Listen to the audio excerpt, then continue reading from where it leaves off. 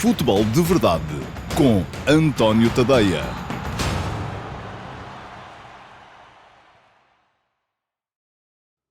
Olá pessoal, muito boa tarde a todos. Sejam muito bem-vindos à edição número 106 do Futebol de Verdade. Hoje é quinta-feira, dia 11 de janeiro de 2024 e esta é a edição número 106, bem entendido, para 2023, 2024. No outro dia, um de vós, inclusive, mandou umas contas a dizer que, afinal de contas, ainda não chegamos à edição 1000 do Futebol de Verdade. Mas vai acontecer esta época e, quando for, eu prometo que assinalarei aqui. Vou ter que perder algum tempo à procura disso para perceber exatamente quando é que será a edição 1000, porque o Futebol de Verdade já está aqui no YouTube desde julho de 2019. Vamos fazer 5 anos de Futebol de Verdade no próximo mês de julho. Ora, muito bem.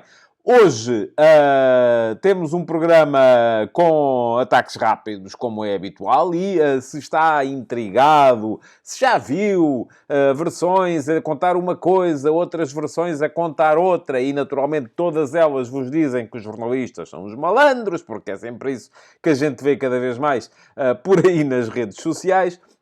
Deixe-se ficar por aí, porque eu vou explicar tintim por tintim, não vou deixar nada por dizer relativamente àquilo que são, àquilo que é a questão que está a atomizar as redes sociais hoje, que é a questão das imagens do confronto entre a Ángel Di Maria e o árbitro auxiliar do Benfica Braga de ontem. Vão ficar a perceber tudo quando saírem daqui. Essa é a garantia que eu vos deixo. Vou falar disso nos ataques rápidos, mas vou falar disso só depois de falar daquilo que foi, do meu ponto de vista, um excelente jogo de futebol, em que duas equipas, o Benfica e o Sporting Clube Braga, souberam sempre ser muito dignas uma da outra. Valeu a pena ter visto o jogo quem resolveu gastar 2 horas da sua noite de ontem, e eu estive lá para o comentar na RTP1, juntamente com o Alexandre Albuquerque e o João Miguel Nunes. Foi a equipa que esteve a fazer a transmissão em direto na RTP1. Ora, muito bem. Hoje vamos ter ataques rápidos, então. A seguir vamos ter Q&A. Vou responder a 2 perguntas vossas. Uma delas que foi deixada aqui mesmo no meu canal de YouTube. Portanto, na emissão, na caixa de comentários da emissão de ontem, a emissão número 105 do Futebol de Verdade. Já sabem o que é que têm que fazer. É ir à caixa de comentários e deixarem perguntas, que é para eu selecionar, e a melhor, aquela que eu achar que mais se coaduna com o espírito do programa, será respondida amanhã, aqui mesmo no programa. E depois, além disso, responderei também a uma pergunta que fica no meu servidor de Discord, ao qual podem aceder, se assim o entenderem, todos os subscritores premium do meu Substack em tadeia.substack.com. Se forem subscritores premium e não sabem como é que se acede ao servidor de Discord, é muito simples. Basta irem a um daqueles textos que são exclusivos para subscritores premium e há sempre lá um botão que vos permite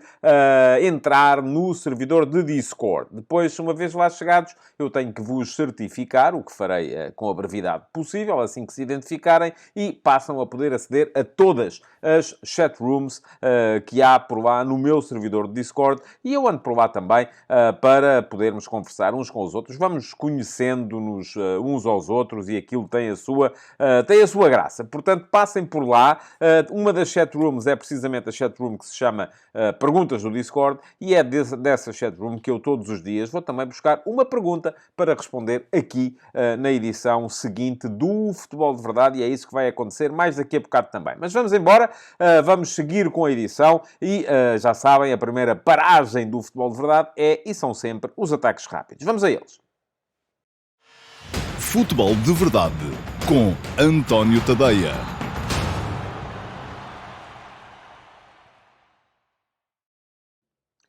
Ora, vamos lá então aos ataques rápidos. E como é habitual, os ataques rápidos começam com o futebol que se jogou ontem e, em primeiro lugar, o futebol que se jogou em Portugal. Ontem o prato forte do dia era mesmo esse Benfica Sporting Clube Braga. O Benfica e o Sporting Clube Braga fizeram o 6º jogo dos oitavos de final da Taça de Portugal. Entre eles são 2 candidatos naturais à vitória final na competição e por isso mesmo esse era o prato forte desta eliminatória, que eram os oitavos de final.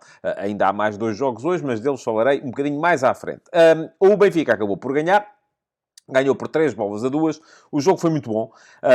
Teve períodos... Teve 5 golos. Logo isso torna o jogo interessante. Teve períodos alternados de domínio. O Benfica entrou forte. O Braga depois começou a ser capaz de aproveitar a incapacidade que o Benfica tem para pressionar alto e para impedir o adversário de construir desde trás, atraindo a um lado, começando a jogar. Geralmente se começava a jogar através do Vítor Gomes na direita. A bola acabava por sair pelo Borja na esquerda. Se começava a jogar pelo Borja na esquerda, a bola acabava por sair pelo Vítor Gomes na direita. Porquê? Porque precisamente essa incapacidade que o Benfica tem para pressionar na sua linha mais adiantada permitia que o Braga atraísse a equipa do Benfica para um lado para depois fazer sair a bola pelo outro. E isto levou a que, durante a primeira parte, o Braga, que tinha marcado cedo, através de uma bola parada, de um pontapé de canto, remate do Zalazar, que tabulou no João Mário e traiu o Trubin, o Braga teve o jogo mais ou menos controlado. Começou a perceber-se que o controle do Braga, o controle estava a fugir ao Braga, quando o Benfica começou a ser capaz de meter um par de transições ofensivas com algum perigo. Isto quer dizer o quê? Que as linhas do Braga estavam a começar a ficar mais afastadas. Havia mais distância, mais espaço entre linhas. Mais espaço entre linhas quer dizer que se a bola chegava, por exemplo, ao Rafa, jogador muito veloz, o Rafa pegava na bola e tinha mais espaço para ganhar balanço, para arrancar antes de chegar à necessária compensação, o que quer dizer que também era capaz de criar mais perigo para a linha defensiva do Braga. Portanto, o Benfica começou a conseguir meter, não era capaz de lá chegar em termos de organização, não era incapaz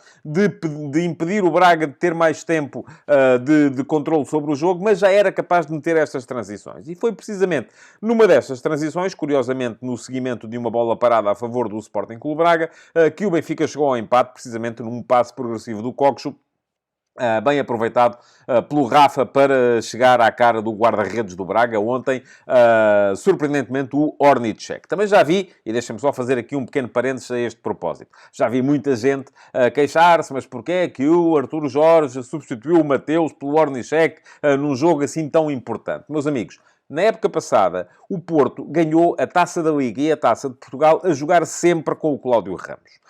Eu tenho para mim que o treinador não quer perder o jogo. Da mesma forma, já tinha havido quem tinha contestado, e eu falei disso aqui ontem, as opções tomadas pelo Vasco Seabra no Estoril para o jogo contra o Flóculo do Porto, em que poupou vários jogadores. E eu também vim aqui dizer que, mas o Estoril jogou contra o Porto com 9 jogadores em comum com aqueles que tinham ganho ao Porto na Taça da Liga. Portanto, o Vasco Seabra voltou a fazer a mesma coisa. Quando ganhou, ninguém se queixou. Agora que perdeu, aparecem logo os indignados a dizer não pode ser, é uma vergonha, está tudo perfeito, é sempre para os mesmos, enfim. Aquelas coisas que a gente sabe que acontecem sempre e que nos enchem os dias nas redes sociais. Ontem foi a questão Mateus Magalhães versus Ornicek. O Ornicek foi infeliz, nomeadamente no segundo gol do Benfica, e logo imediatamente apareceu, e tal, o Braga não devia ter trocado o guarda-redes, mas se é essa a lógica que preside à formação da equipa do Braga, se foi esse o acordo a que o Artur Jorge chegou com os seus jogadores, pois o mais normal é que mantenha essa ideia. Além de que, deixem-me que vos diga, o Mateus também não tem feito uma época assim tão extraordinária a ponto de a sua ausência ser lembrada com tanta saudade. Portanto, é verdade que sim, Ornicek teve culpas no segundo golo do Benfica, mas não creio que tenha sido por causa da troca de guarda-redes que o Braga acabou por perder o jogo. Bom, vamos em frente. O Benfica já tinha chegado então ao empate, depois gera-se ali, e isto é uma coisa que é habitual, e que o Benfica, tendo a capacidade para encher o estádio, geralmente quando marca, gera-se ali um clima quase de euforia do público para os jogadores, dos jogadores para o público, e muitas vezes isto é capaz de carregar a equipa, e o Benfica, quando marca aliás, viu-se isso, por exemplo, no derby contra o Sporting, marcou um e a seguir marcou logo o outro. Ontem voltou a acontecer a mesma coisa. O Benfica marca um golo aos 41 minutos, ou 42, quase a acabar a primeira parte, chega ao empate, e antes do intervalo ainda consegue fazer o 2-1. Bom trabalho do Artur Cabral, que recebe a bola de um lançamento lateral, tem o Serdar nas costas a pressioná-lo, consegue virar-se, chutar à meia volta, aí sim há culpas do guarda-redes. O remate é rápido, ele não tem, se calhar, tempo para fechar sequer as pernas, a bola passa-lhe entre as pernas, é sempre uma situação chata para um guarda-redes, e foi isso que aconteceu ao Ornicek neste momento. A verdade é que o Braga,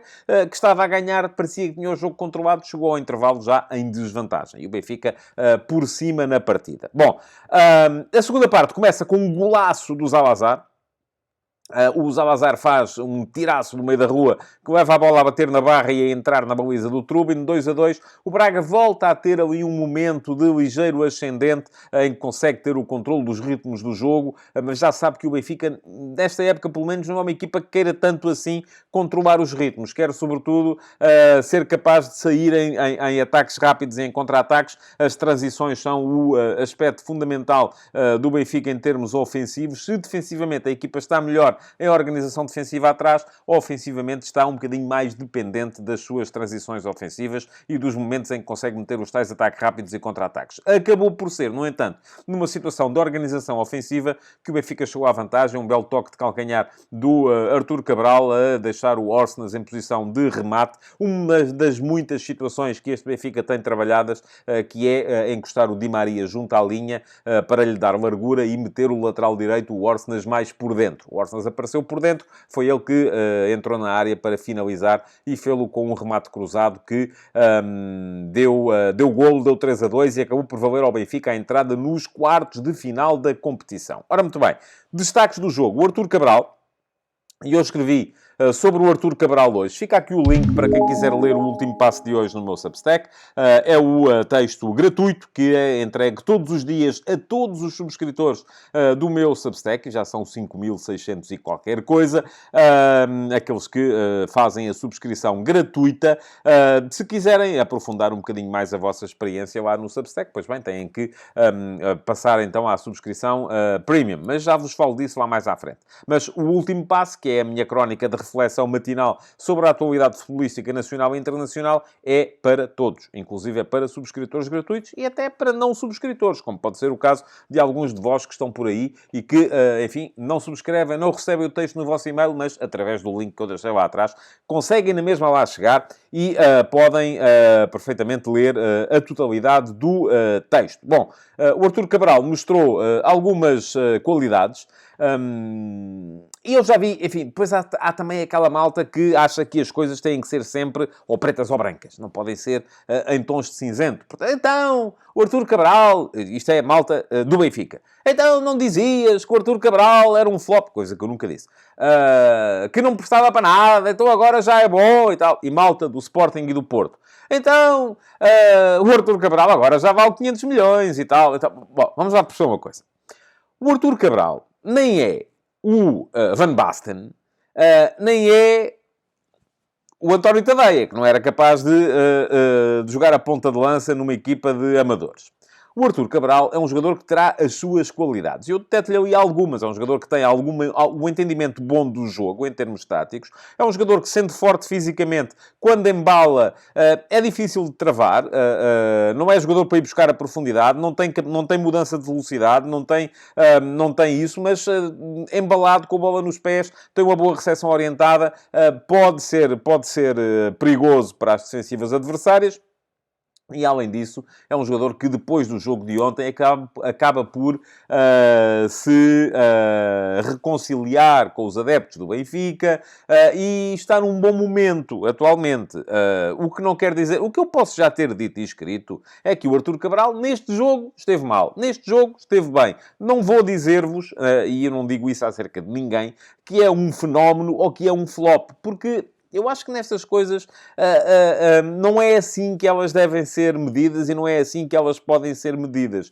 Continuo a achar que, enfim, cada um sabe de si e do dinheiro que tem para gastar. Que o Benfica ter investido 20 milhões de euros num ponta de lança e meses depois investir mais 18 milhões de euros noutro ponta de lança, sendo a posição de ponta de lança uma posição em que o Benfica utiliza apenas um jogador de cada vez... é uma gestão de recursos estranha. E é uma gestão de recursos estranha porquê? Até me podem dizer, está bem, achar dinheiro, qual é o problema? Bom, o problema é que, inevitavelmente, um dos dois vai jogar pouco. E se vai jogar pouco, vai desvalorizar. Se calhar faria mais sentido gastar esse dinheiro noutras posições. Mas eu que cheguei a dizer que, neste mercado, o ideal para o Benfica seria conseguir transferir ou emprestar o Artur Cabral para o manter ativo, isto partindo do princípio que o Marcos Leonardo ia chegar para jogar. Neste momento já começa a achar que o Artur Cabral, se começa a entrar na boa graça dos adeptos, se começa a ter uma moral e começa a estar mais confiante, poderá ser uma solução para a segunda parte da temporada do Benfica, o que poderá dar ao Marcos Leonardo mais algum tempo de adaptação e poderá dar ao Marcos Leonardo, inclusive, mais alguma dificuldade de entrada na equipa. Mas vamos lá ver, vamos perceber como é que a coisa vai acontecer. Depois, destaque também, porque me parece que o merece, para o João Moutinho, que fez os 1000 jogos como profissional. O João Moutinho é um profissional de estalo. É isto que é importante perceber-se. É um jogador que no Sporting, no Futebol Clube do Porto, no Mónaco, no Wolverhampton, na Seleção Nacional e no Sporting Clube Braga, tem sempre... nunca joga mal. Tem sempre... é um jogador seguro, é um jogador que, muito forte. Ele com 18 anos, já tinha o entendimento do jogo de um veterano.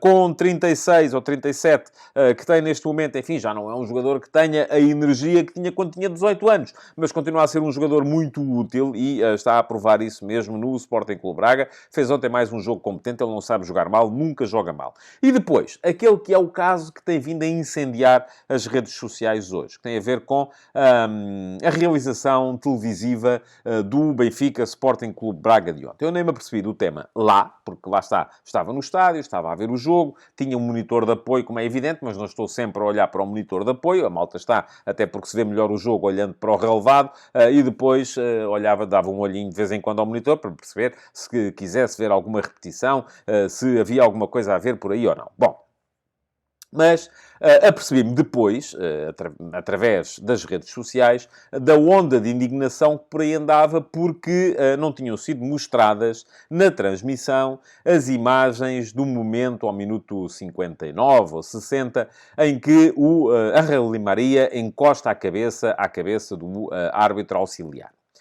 E depois fui confirmar e, de facto, as imagens não foram mostradas. Bom, o que é que eu tenho a dizer sobre isto? Primeira questão. A todos aqueles, incluindo alguns colegas de profissão, ou ex-colegas de profissão que neste momento defendem outros interesses, nomeadamente interesses clubísticos, ou porque passaram a trabalhar para clubes, ou porque perceberam que é aí que têm mais saída.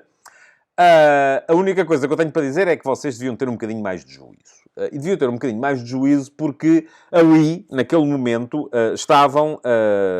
eu não falo por mim, falo pelas pessoas que estavam comigo, o Alexandre Albuquerque e o João Miguel Nunes. Não sei quem estava na Sport TV, que também estava a transmitir o jogo, mas estavam profissionais que, naturalmente, têm honra e que são sérios e são honestos. Aliás, se as pessoas sabem daquilo que se passou, foi porque na transmissão da RTP, e na Sport TV, volto a dizer, não sei como é que foi, esse caso foi mencionado.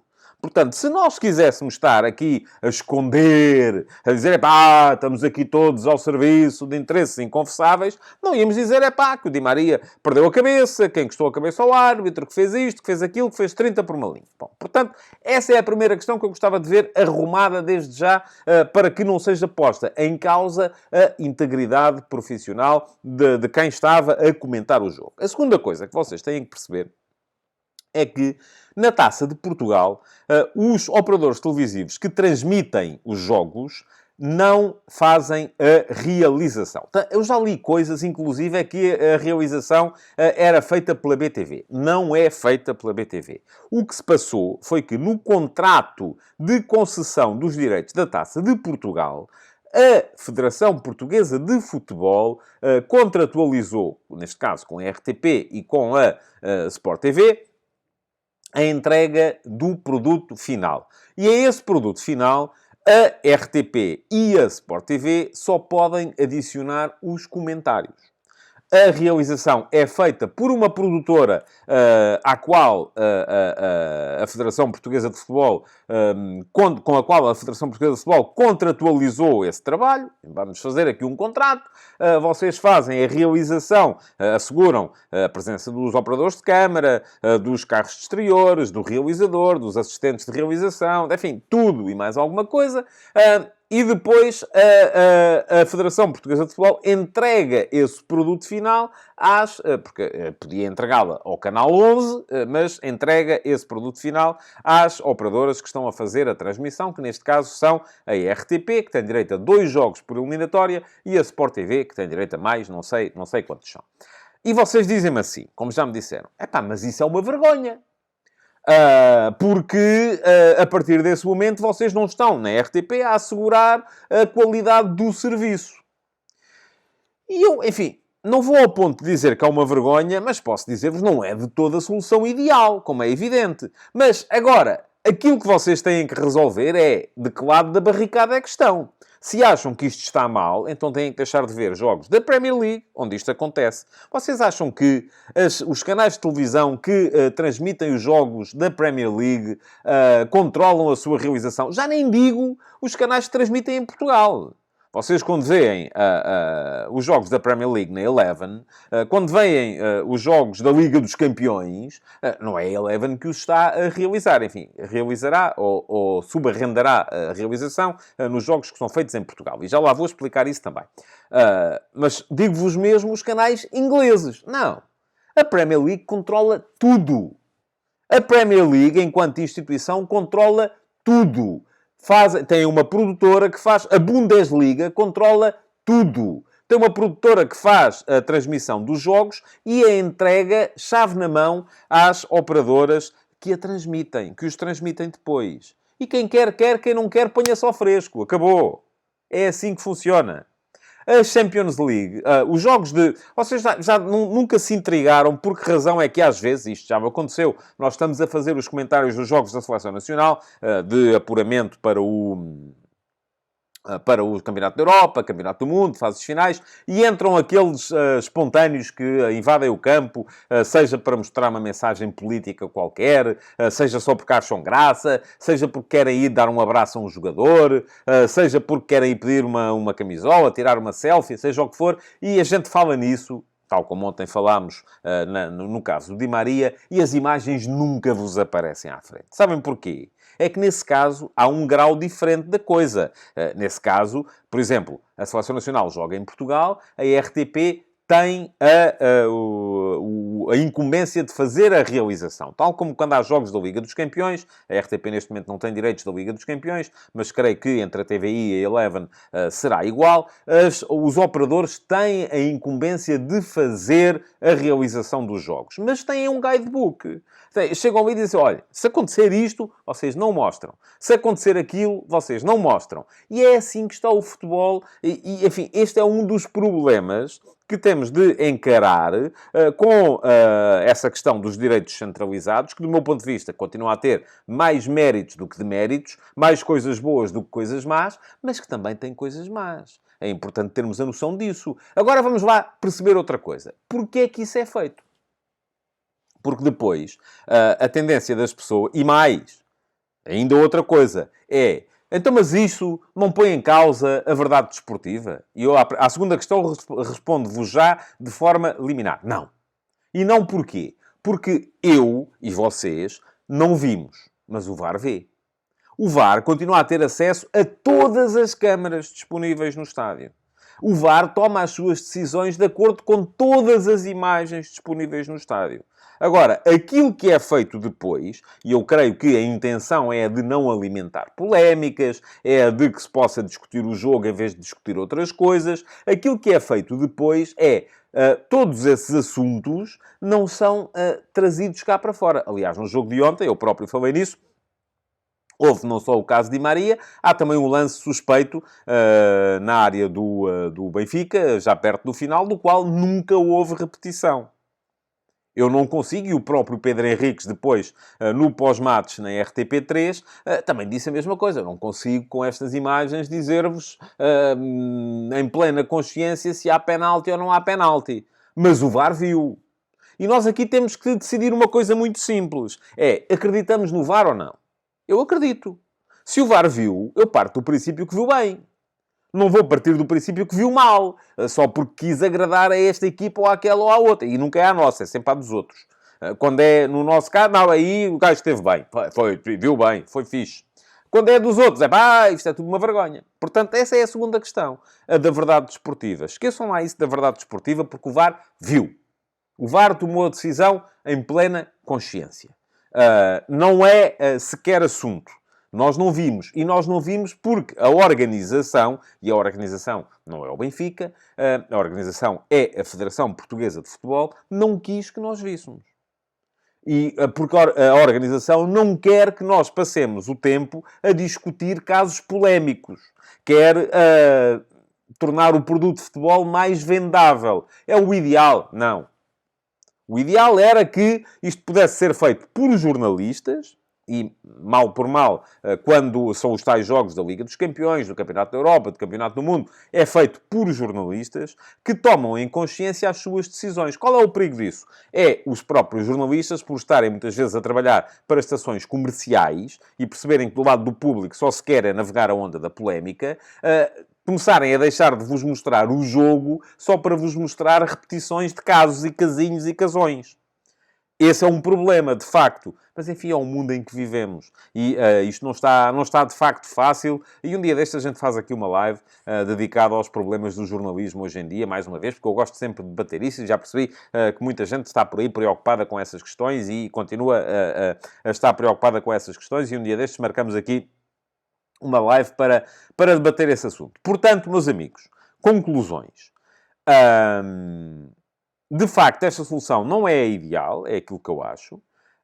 Porquê? Porque não é que esteja em causa a verdade desportiva, que não está, mas está em causa a percepção que as pessoas em casa têm da verdade desportiva. E isso pode ser um problema. Está em causa o tratamento jornalístico dos acontecimentos. E isso pode ser um problema. Agora, nós também temos que perceber o que é o futebol para nós. É um produto jornalístico ou é um produto de entretenimento? Porque se é um produto de entretenimento, não estando em causa a verdade desportiva, a única coisa que as pessoas têm que fazer é entreter-se, é ver os jogos. Mas as pessoas não querem isso. As pessoas querem é discutir os casos e tal. Não é não é o comportamento do Benfica em transição ofensiva, o comportamento do Braga em organização. Epá, isso a malta dá de barato. Agora, se foi penalti, se o gajo devia ter sido expulso, ou devia ter sido isto, ou... isso aí já... Estamos cá, porquê? Porque aí já dá para puxar a brasa à nossa sardinha. É sempre a nossa equipa que é... Eu se vos fosse a contar a quantidade, o chorrilho das neiras que recebo em mensagens no Messenger do Facebook, no Direct do Instagram, no Twitter, seja o que for, eu estou sempre com azia. Se marco o Braga, estou com azia porque o Benfica sofreu. Se marco o Benfica, estou com azia porque o Benfica marcou. Se marco... Enfim, estou sempre com azia. Porquê? Porque vocês não são necessariamente vocês, mas os adeptos mais inflamados, como são tão inflamados, acham sempre, como o comentador não é tão inflamado como vocês são, se o nosso clube marca, o comentador está sempre contra. Porquê? Porque não está tão contente como eu. Lá está, é claro. Se o meu filho tirar um 20 numa cadeira qualquer da universidade, eu fico mais feliz que vocês. Mas não vou dizer que vocês querem que ele chumbe. Não é? Não. Epá, é normal. Quando o meu clube marca, vocês pensam assim, o meu clube marca, eu fico feliz. O comentador tem que ficar tão feliz quanto eu. Não. O comentador está lá para ser isento, está ao meio. É a questão do triângulo. Eu já vos falei do triângulo aqui várias vezes. Estão aqui os tipos de um clube, os do outro e do outro. Eu estou no meio. Para quem está num dos vértices, quem está no meio parece que está sempre muito próximo do outro vértice. E não está. Está ao meio. É lá que eu estou. Bom, já gastei muito tempo com isto e estes ataques rápidos hoje já são um ataque organizado. Vamos ter que acelerar. Vamos lá. De resto da Taça de Portugal. Excelente União de Leiria, 3-0 fora ao Marítimo, segue e será para já uma das equipas, e serão pelo menos duas, da segunda Liga a marcar presença nos quartos de final da competição. A outra vai sair do Santa Clara Nacional de mais logo, mas para já a União de Leiria está garantida. Ótima também a resistência do Amarante contra o Gil Vicente. Esteve a perder 1-0 desde muito cedo, chegou ao empate perto do final, mas depois acabou por sofrer 2 golos e o Gil Vicente segue em frente, ganhou por 3-1. O Vizela aproveitou-se no autogolo para ganhar a Aroca por 1-0 e segue também para os quartos de final e, portanto, já temos neste momento apurados Sporting, Flóculo do Porto, União de Leiria, Gil Vicente, Vizela e Benfica. Hoje, e já vamos daqui a bocadinho ao futebol de hoje, vamos ficar a conhecer os outros dois quarto-finalistas da competição. Lá fora, o Real Madrid, e parece que foi excelente o jogo, eu só vi o resumo, impôs-se por 5-3 ao Atlético de Madrid, na primeira meia-final da Supertaça de Espanha, que está a decorrer na Arábia Saudita. Vai, portanto, jogar a final. O jogo foi marcado por uma série de golos espetaculares. Atenção, peço a vossa atenção para o golo do Griezmann, tornou-se o maior goleador da história do Atlético, com o golo que marcou hoje, que marcou ontem, superou Luís Aragonês, mas também depois para o último golo do Real Madrid, por exemplo, marcado pelo Brahim Dias, após um pontapé de canto a favor do Atlético, em que o Oblak foi à área contrária, e a forma, ver o Brahim Dias a ganhar em velocidade ao Oblak, partindo uns bons metros atrás para chegar primeiro à bola e marcar quase de meio campo, também vale muito bem a pena. Foi bom o jogo, aparentemente, e vamos ver como é que vai correr agora daqui para a frente. As equipas chegaram as duas ao fim, aparentemente num estado muito complicado, porque de fadiga, com jogadores com queimbras, gente a cair, enfim, foi muito difícil. O jogo terá sido muito, muito, muito intenso. Taça de Itália. Derrota da Roma contra a Lazio, no derby da capital. Também não vi o jogo, só vi o resumo, mas aquilo que vi, eu só vi a Roma chegar à baliza da Lazio perto do minuto 90. Até aí só tínhamos visto Lazio a jogar. Portanto, leva-me a crer, a não ser que o resumo tenha sido feito pela TV da Lazio, que leva-me a crer que a Lazio foi uma vencedora justa. No outro jogo de ontem, o Milan chegou a estar em vantagem. Mais uma vez, combinação da asa esquerda excelente do Milan, Rafael Leão, Theo Hernandez, Rafael Leão, para o golo do português, mas depois a Atalanta virou e acabou por ganhar por 2-1. Portanto, Roma e Milan eliminados. Lazio e Atalanta seguem em frente. Na Taça da Liga Inglesa, o Liverpool de virada ganhou por 2-1 ao Fulham e está também em vantagem para a segunda mão das meias finais. Vamos ter a segunda mão das meias finais, o jogo de Chelsea-Middlesbrough e o jogo Fulham-Liverpool, com as duas equipas de Londres a precisarem de recuperar um golo de desvantagem que trazem da primeira mão. Hoje vamos fechar os oitavos de final da Taça de Portugal. Aliás, já estarão a jogar Santa Clara e Nacional, e daqui vai sair pelo menos a segunda equipa da segunda liga que vai estar nos quartos de final. Podem ser 3, eventualmente, porque depois ainda haverá Vitória Sport Clube, Futebol Clube Mafiel, e o Vitória sendo favorito, porque do outro lado está uma equipa que está no fundo da tabela, 14º da Liga 2. O Vitória está a fazer uma boa época e, portanto, parece-me, entra como favorito, até para jogar em casa, mas nunca se sabe o que é que pode sair dali. No outro jogo, Santa Clara e Nacional são duas das equipas que estão a lutar com mais sucesso pela subida de divisão. Mercado, para vos falar então das movimentações, das últimas movimentações, apresentado já Rafael Guzo no Grupo Desportivo de Chaves. Pode ser uma adição interessante à equipa transmontana. Vem do Goiás, é um jogador que já mostrou capacidade tanto no Vizela como no Famalicão, sobretudo no Vizela. Era um jogador muito importante no meio-campo do Vizela antes de voltar ao Brasil, porque ele é luso-brasileiro. Apresentado também Vinícius Mingotti, um atacante no Moreirense, que será com certeza para substituir o André Luiz, porque o André Luiz vai para a China. O Vinícius Mingotti vem do Atlético Paranaense, mas esteve emprestado ao Bahia na segunda metade do último campeonato do Brasil, do Brasileirão, Série A. Marcou 2 golos em meio ano. Não é uma folha de serviços extraordinária, mas, de qualquer maneira, ele antes disso tinha no Operário Ferroviário, que é uma equipa da Série C, da terceira divisão do Brasil. Tinha feito mais golos. Vamos ver como é que se dá por cá em Portugal. Por cá, está confirmada já também a contratação ou o empréstimo de tão longo do Sporting ao Rio Ave, e fala-se depois, enfim, aqui são muitas as vozes, Leandro Barreiro para o Benfica, virá do Mainz, da Alemanha. É um jogador que vimos nesta última fase de qualificação do campeonato da Europa pela equipa do Luxemburgo. Tem alguns atributos, não me parece que seja um jogador do nível dos médios que o Benfica tem neste momento a jogar, mas vamos a ver. Às vezes o contexto transforma os jogadores. Também se fala da possibilidade do Sporting ir buscar o Kobako Andredi ao Estoril. É um jogador interessante em termos de progressão com bola. Parece-me que o valor de que se está a falar parece-me avultado, e isto, quando são negócios que metem o Valência, eu fico sempre um bocadinho de pé atrás, não me levem a mal. Depois, é o Olympiacos do Carlos Carvalhal a querer abastecer-se em Portugal. Falava-se no Bragança, o Sporting aparentemente não deixou, falava-se no Chiquinho. Vamos a ver se o Benfica permite que o Chiquinho siga para lá ou não. Internacionalmente, Dragoshin, defesa central do Genoa, para o Tottenham, 25 milhões de euros. O Tottenham, além disso, vai emprestar o lateral direito Spence à equipa italiana. O Eric Dyer também está de saída do Tottenham, já está em Munique para assinar pelo Bayern. Não, creio que ainda não será oficial, mas já não deve faltar muito, a não ser que lhe aconteça a mesma coisa que aconteceu ao João Palhinha no último mercado de verão. Já está em Istambul também o Bonucci para assinar pelo Fenerbahçe, vindo do Union Berlin, onde não teve assim tanta utilização. Fofana vai do Ghent para o Lyon, 17 milhões de euros. O Lyon está a reforçar-se bastante, porque aparentemente é para lá que vai também o Nemanja Matic. Confirmado já o empréstimo do Jadon Sancho do Manchester United ao Borussia Dortmund. E depois chegamos à fase dos regressos emocionais.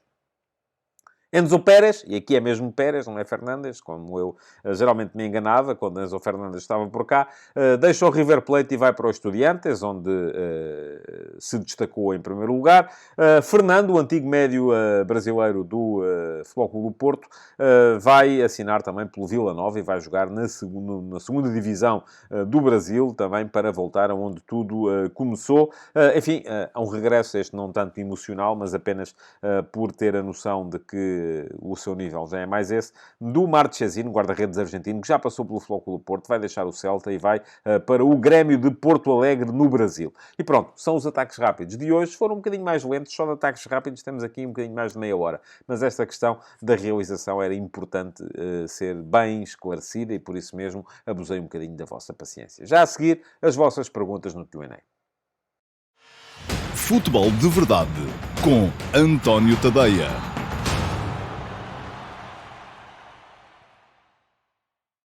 Ora, vamos lá então passar a responder às vossas perguntas. Como sempre, todos os dias, 2 perguntas selecionadas por mim, entre aquelas que me deixaram, quer tenha sido aqui, no meu canal de YouTube, na caixa de comentários do programa, e desde já vos peço para deixarem o vosso like no programa, para se inscreverem no canal, para que esta comunidade possa aumentar e para, além disso, ainda virem a deixar comentários, não só no live chat. Eu no live chat hoje vou conseguir estar, ontem e anteontem não consegui porque estava a caminho dos estádios, primeiro da Amoreira e depois do Estádio da Luz. Hoje vou conseguir estar e, portanto, estarei disponível no live chat para conversar convosco, desde que seja de forma rápida. Se tiverem perguntas que sejam um bocadinho mais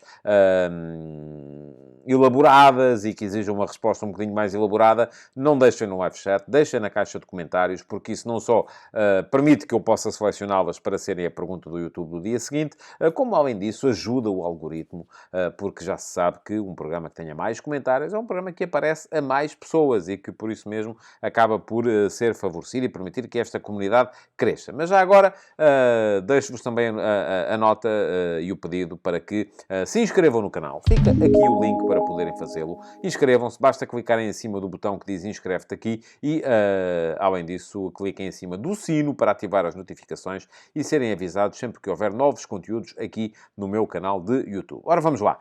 Primeira pergunta para hoje. Já está aí. É a pergunta que chega do YouTube, precisamente. E é uma pergunta que me foi deixada pelo João Martins. Muito obrigado, João, pela sua pergunta. Perguntou ao João o seguinte: gostava de saber o que pensa sobre o atual momento da carreira do Mister José Mourinho.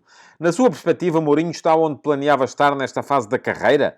Fica sempre a sensação de que Mourinho se perdeu pelo caminho. Acho que ninguém previa que, anos depois de grandes duelos com Guardiola, estivesse em 8º lugar numa liga italiana, longe de uma luta constante por títulos. No início de carreira quase perfeito, Mourinho baixou ao comum dos mortais. Bom, muito obrigado, João, pela sua pergunta. O tema Mourinho é um tema que eu acho particularmente difícil de explicar. Eu acho que, enfim, Mourinho tem um início de carreira absolutamente extraordinário. Aquilo que o José Mourinho fez no início do século, ali quando pega primeiro no Benfica, como treinador principal, ainda com João Paulo Azevedo. Depois está ainda no Benfica, está para assinar pelo Sporting e acaba por ver a transferência gorada pela reação dos adeptos leoninos. Acaba por ir para a União de Leiria, faz um campeonato extraordinário na União de Leiria. O Benfica depois bate-se com o Porto para a sua contratação ali na passagem de ano de 2001 para 2002. Acaba por ser o Porto a levar a melhor. Mourinho ainda faz esse final da época 2001-2002 no Futebol Clube do Porto. Em 2002-2003 montou aquela que, do meu ponto de vista, foi a melhor equipa do Porto que ele fez. A equipa que ganhou a Taça UEFA e o campeonato em Portugal. 2003-2004 ganhou a Liga dos Campeões. Última equipa fora das Big Five a ganhar uma Liga dos Campeões. Foi esse Futebol Clube do Porto. Vai para o Chelsea, muda completamente o paradigma do Chelsea, transforma o Chelsea num clube ganhador. Vai para o Inter, muda completamente o paradigma do Inter, ganha também a Liga dos Campeões no Inter de Milão. Vai para o Real Madrid, tem os tais duelos com Guardiola, e aí começa a haver uma espécie de oposição quase filosófica, o futebol de toque e de posse contra um futebol de mais direto no sentido de ser mais vertical, mais rápido, mais explosivo, entre Guardiola e José Mourinho. Mourinho conseguiu ainda assim algumas vitórias, não tantas quanto com certeza quereria, porque aquele Barça era mesmo uma equipa muito forte, mas a verdade é que daí para cá, sobretudo desde que saiu do Real Madrid, Mourinho perdeu um bocadinho o pé. E perdeu um bocadinho o pé, eu acho que em vários aspectos. E um dos aspectos tem que ver com a atuação no mercado. Eu acho que as atuações no mercado das equipas do José Mourinho nos últimos 6, 7 anos, enfim, já aconteceu no Tottenham, já aconteceu no Manchester United, menos na Roma, porque a Roma tem menos dinheiro, mas ainda assim pareceu-me sempre um bocadinho longe daquilo que eram os reais interesses da equipa, e aí vamos a ver se a responsabilidade é dele ou se é de alguém por ele. E depois, enfim, aquilo que me parece é que ele no Manchester United não terá ganho tanto quanto achava que poderia ganhar. E depois ele, enfim, o caráter do José Mourinho faz com que ele ache sempre que a culpa está noutro sítio qualquer, que os árbitros não o protegeram, ou não, que os árbitros prejudicaram, que os dirigentes não o protegeram. A forma como ele é despedido do Tottenham, enfim, não lembra a ninguém, porque a equipa ia jogar uma final e ele foi privado da possibilidade de jogar essa final e de dar um troféu ao Tottenham, que é uma coisa que na equipa de Londres não abunda. Agora, na Roma, de facto, aquilo que mais se vê é o futebol pobre da equipa. A equipa está... mas, enfim, também não é uma equipa que se tenha reforçado assim de uma forma extraordinária. Ainda assim, os jogadores que esta Roma tem Lukaku, tem Dybala, embora o Dybala nem sempre disponível, parece-me que são jogadores a mais para o 8º lugar que está a ocupar neste momento. Está apenas a 4 pontos de um lugar na Liga dos Campeões, está fora na taça, vai ter um jogo fundamental para aquilo que vai ser esta época contra o Feyenoord do Arne Slot na Liga Europa. Enfim, eu acho que a Roma, para ter esta época, uma época bem sucedida, vai ter de conseguir duas coisas. Uma delas é uma posição na Liga dos Campeões. E neste momento, o 4º lugar da Série A parece muito em aberto. O Inter e a Juventus vão lutar pelo título. O Milan está ali um bocadinho a meio caminho. Já não me parece que chegue para o título, mas também não me parece que possa vir a ficar fora de uma das primeiras 4 posições. Vai ser muito provavelmente terceiro. E depois, há uma série de equipas a lutarem pelo 4º lugar. Uma delas, a Roma, que está ainda neste momento a 4 pontos da Fiorentina, que é quem está na posição de Liga dos Campeões neste momento. Portanto, essa é uma das questões.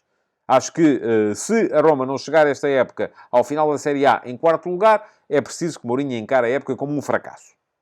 Ainda ontem, por exemplo, na eliminação contra o Lazio, vimos Mourinho a queixar-se muito da arbitragem, creio que era do Daniele Orsato.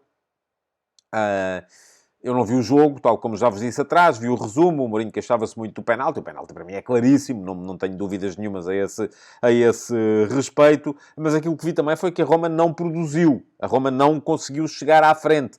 E isso, de facto, é aquilo que mais se nota nas equipas de Mourinho neste momento, é a dificuldade para propor futebol. E não era assim.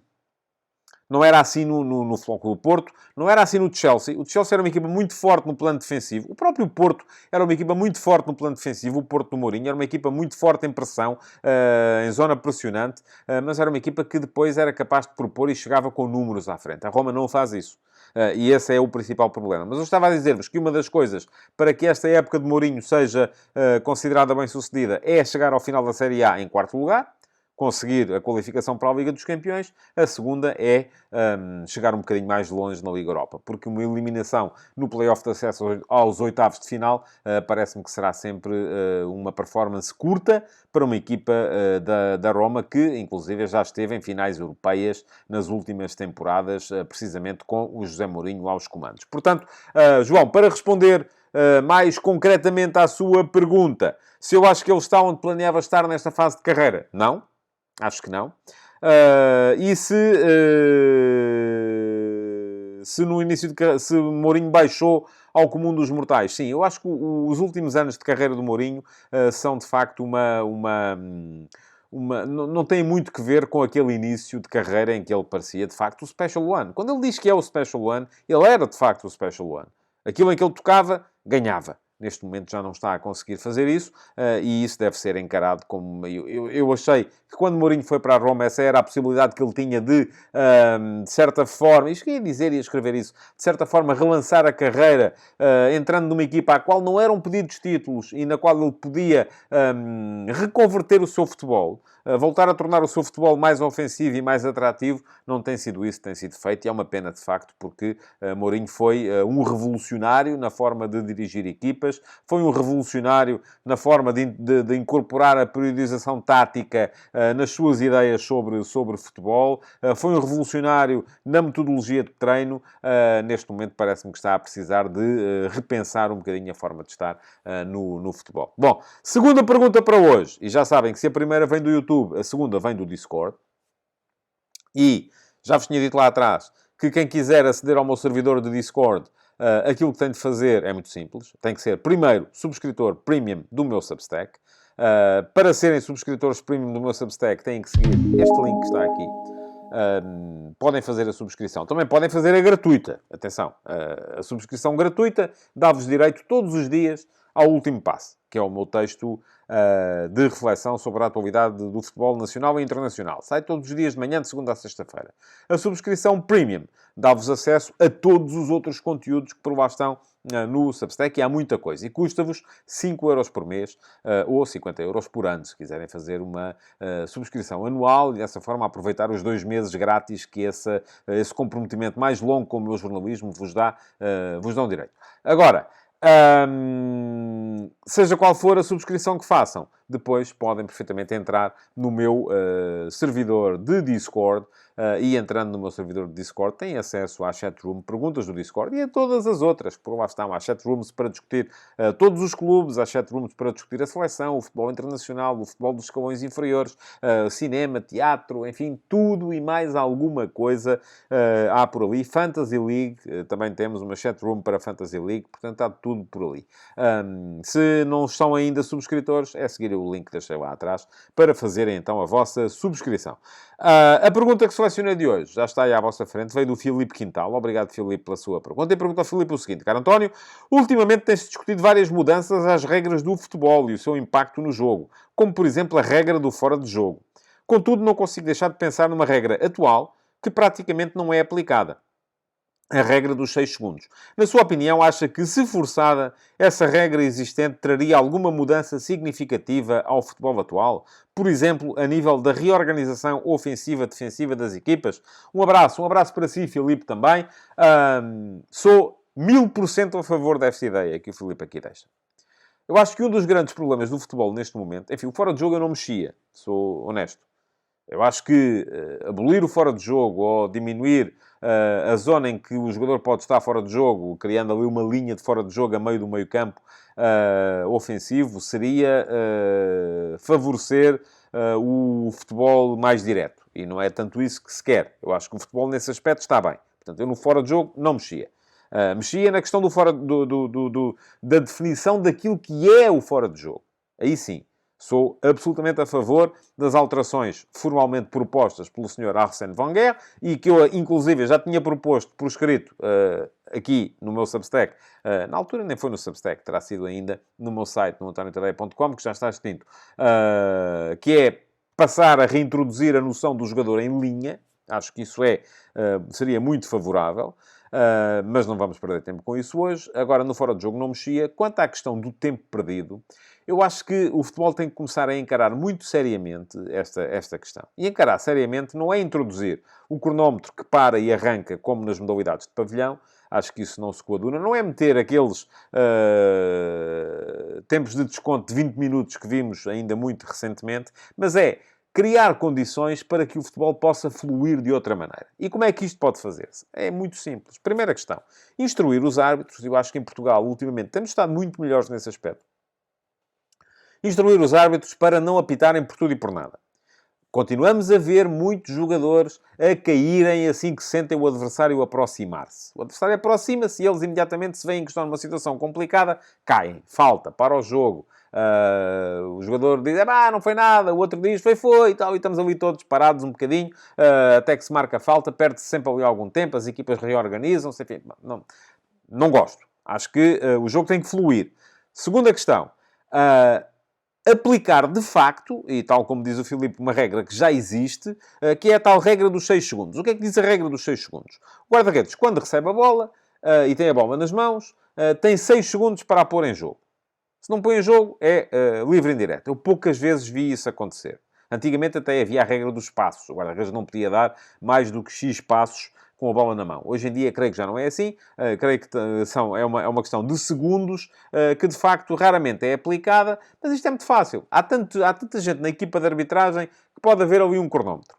E o cronómetro começa a contar. Tal, 1, 2, 3, 4, 5, 6. Quando chega aos 6, se a bola não está em jogo, cria-se, sei lá, livre indireto. Se calhar o livre indireto dentro da área é uma punição demasiado exagerada, mas pode ser marcada uma falta num sítio qualquer a convencionar. Não me parece que seja uma má ideia, acho que era uma excelente ideia. Depois, mais uma questão. Eu acho que os limites deviam ser também, os limites de tempo, deviam ser também introduzidos para serem feitas reposições de bola em jogo. Lançamentos laterais, pontapés de baliza, pontapés de canto, pontapés livres, tudo devia ter o seu tempo. E o quarto árbitro, ou o quinto árbitro, ou o sexto árbitro, quem vocês quiserem, aparece e cronometra. E se, imaginemos, temos aqui um lançamento lateral a favor da equipa A, tem 10 segundos para pôr a bola em jogo. Ao fim de 10 segundos, a bola não está em jogo, o lançamento passa para o outro lado. É simples. E íamos passar a ter um jogo muito mais fluido. Que implicações é que isto teria na organização das equipas? É possível que o jogo fosse, sendo mais rápido, acabasse ao mesmo tempo por levar a que houvesse mais situações de transição, que houvesse mais exploração de espaços, que houvesse mais ataques rápidos e contra-ataques. É possível que sim. Era um jogo diferente, um jogo menos pastoso, um jogo mais direto também, mas ao mesmo tempo mais espetacular. Portanto, sou completamente a favor, ou seria completamente a favor dessa alteração. Bom, meus amigos, estamos a chegar ao fim. O Futebol de Verdade 2 foi particularmente longo, por causa da tal questão das transmissões televisivas, que eu achei por bem explicar aqui. Mas já sabem, amanhã, sexta-feira, 18 horas, há live. Amanhã estarei a fazer o programa em direto. Amanhã não será gravado, será em direto. E, portanto, conto convosco para podermos interagir, como antigamente aqui no Futebol de Verdade, no programa de amanhã. E no final da live, que vai ter 45 minutos, religiosamente 45 minutos, no final da live, em que estarei à vossa disposição para conversarmos sobre aquilo que vocês quiserem, vamos ter a emissão do dia do Futebol de Verdade, na mesma com ataques rápidos e Q&A. Muito obrigado por terem estado aí. Amanhã cá vos espero. Futebol de Verdade